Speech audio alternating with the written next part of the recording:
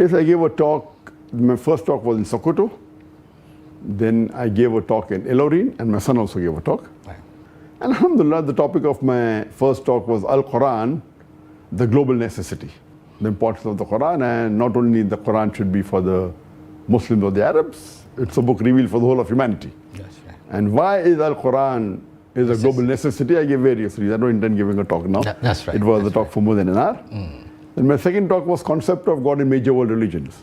And I said there that we should not try and understand the concept of God in a religion by observing the followers, because many a time the followers may not be aware of what is the true concept of God. So the best way to understand the concept of God is try to understand what does the scripture of the religion have to speak about God.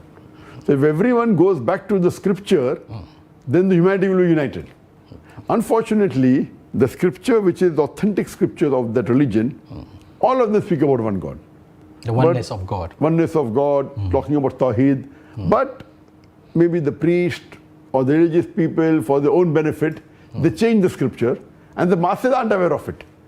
So I'm a student of comparative religion. My job is to tell the people about the scripture. And I quote, giving references. That's right. And once we go back to the scriptures, then humanity can be united. Right. My main purpose was to unite the humanity to the true concept of God.